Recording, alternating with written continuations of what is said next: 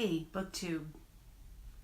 It's Sonia from An Enthusiastic Reader, and I'm here today to do the Finally Fall book tag, and I was tagged by Sean the Book Maniac. Thank you, Sean. I've seen this tag before, and it's a fun tag, and one of the great reasons of creating a BookTube channel is to do the tags, so let's get started. One more time. In fall, the air is crisp and clear. Name a book with a vivid setting. For this, I picked Rick Bass's Winter. I've bought this book in 1991. I've loved it. I used to read all of Rick Bass's short stories. When he started writing novels, I didn't like his novels as much as I loved his short stories, but this is a book of journal entries, essentially, from a winter where he and his girlfriend went to the Yak Valley, which is in northern Montana, right close to the Canadian border. There are only 30 residents in the valley, and so it's his notes of what happened to them when they lived in this valley for this winter. And I think he ended up moving there permanently, or at least semi-permanently. I thought I would read just a tiny bit. November 24th. I watch individual flakes. I peer up through the snow and see the blank infinity from which it comes. I listen to the special silence it creates. Anything I'm guilty of is forgiven when the snow falls. I feel powerful. In cities, I feel weak and wasted away, but out in the field, in snow, I am like an animal, not in control of my emotions, my happiness and furies, but in charge of loving the snow, standing with my arms spread out, as if calling it down, the way it shifts and sweeps past in slants and furies of its own, the way it erases things until it is neither day nor night, that kind of light all through the day, dusk, several hours early, and lingering forever. I am never going to grow old. The more that comes down, the richer I am. Now it is all coming down. It is all going to land on my earth. None of it is going to escape me. For a little while this afternoon, I stood out in the field in a t-shirt and let the snow flood down. And it's just full of ruminations about nature and about society and about diminishing resources and about his relationships. And he's a good writer, so try him sometime if you'd like. Next is Nature is Beautiful but Also Dying. Name a book that is beautifully written but also deals with a heavy topic like loss or grief. And I'm going to go ahead and combine number 2 with number 9, which is Fall Returns Every Year. Name an old favorite you'd like to return to soon. And so this is a double header for 2 and 9 called So Long, See You Tomorrow by William Maxwell. It's a murder story told from the eyes of a young boy in the community. And I mean, if you can't read this and feel your heart being grabbed, I don't know what to say, but I thought I'd read just the first 2 chapters. I mean, not the first 2 chapters, the first 2 paragraphs. It's called A Pistol Shot.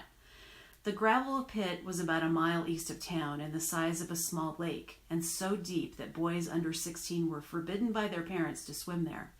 I knew it only by hearsay. It had no bottom, people said, and because I was very much interested in the idea that if you dug a hole straight down anywhere and kept on digging, it would come out in China, I took this to be a literal statement of fact. One winter morning, shortly before daybreak, 3 men loading gravel there heard what sounded like a pistol shot, or they agreed it could have been a car backfiring. Within a few seconds, it had grown light. No one came to the pit, though, through the field that lay alongside it, and they didn't see anyone walking on the road. The sound was not a car backfiring. A tenant farmer named Lloyd Wilson had just been shot and killed, and what they heard was the gun that killed him. This is so good, and it's short, and the writing is just unbelievable, so pick it up. Fall is back to school season. Share a nonfiction book that taught you something new. The book I'm choosing for this prompt is Sybil Exposed, The Extraordinary Story Behind the Famous Multiple Personality Case by Debbie Nathan. And essentially what this book does is tell the story of the patient Sybil, that was a book, and then the Sally Field movie from the 1970s. and about the psychiatrist who was treating her and kind of came up with the idea of multiple personality disorder. And she kind of hooks up with this journalist, and between the two of them, according to this book, they kind of cook up the idea of multiple personality disorder and bring it to the psychiatric community and establishment where it's embraced. And in this book, it shows how this whole diagnosis ends up really hurting the patient, who was actually suffering from pernicious anemia. So it was really interesting how an idea can be sparked, and they didn't even have the internet back then. So imagine how that idea of MPD was then applied to so many cases and just became something that we latched onto in our culture. Okay. The colorful leaves are piling up on the ground, show us a pile of fall-colored spines. This is rough. Yellows and reds and oranges. I have Any Human Heart by William Boyd. Fahrenheit 451, Ray Bradbury. Kate Atkinson's A God in Ruins. This is a really good one. A Manual for Cleaning Women by Lucia Berlin, or Lucia. Don't know, Lucia or Lucia Berlin. She taught at CU Boulder and was an alcoholic and was not able to see this book published while she was still alive. I would recommend it. It's full of a very evocative and sad and beautiful stories about women and poverty and alcoholism. And then I have The Possessed by Alif Batuman. I know that her book, The Idiot, which was a novel, was a booktube, love it or hate it book. I did not love it, but this is a series. This is a memoir, and it's called The Possessed: Adventures with Russian Books and the People Who Read Them. And it's essentially about the author, who is kind of a doppelganger of her character in The Idiot, her time in college when she was studying all these languages, and then goes to Turkey and gets involved in all of the academic discussions about Russian literature, and like going to all the conferences and being a young girl, a young woman anyway, during that time in her life. And it's so funny and so witty, and so everything I liked about The Idiot is here like times 2 or 3. So if you like The Idiot, please try and read this one too. Fall is the perfect time for some storytelling by the fireside. Share a book wherein somebody is telling a story. For this one, I picked The Turn of the Screw by Henry James.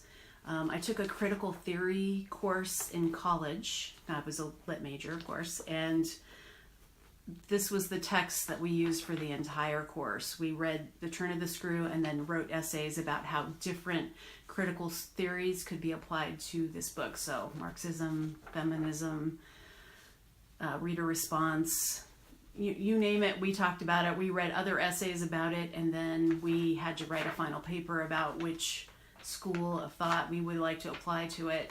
It was probably the best experience I had in college. I loved it. So many people in my class did not love it. They wanted to read multiple books, and they were so mad that we had to read just The Turn of the Screw over and over again. But it worked for me. It was fun. The Nights Are Getting Darker. Share a dark, creepy read. I'm choosing The Haunting of Hill House by Shirley Jackson. Kind of dubious about watching the Netflix series of this because I love the book so much. You probably read it. The Days Are Getting Colder. Name a short, heartwarming read that could warm up somebody's cold and rainy day. I'm picking A Christmas Carol.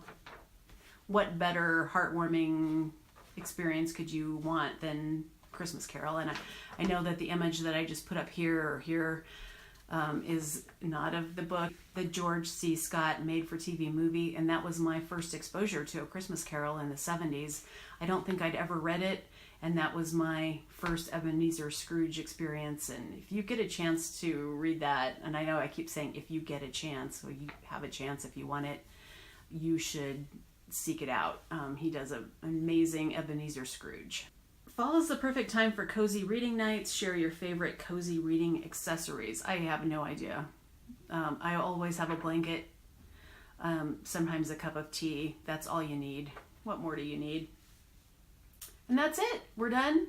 I'm not going to tag anybody because I think this tag has been done a lot before, but if you would like to do this tag, please feel free. And I'm so happy I got tagged, and it's snowing here today, so winter is here. And thanks for watching, and I'll see you next time. Bye.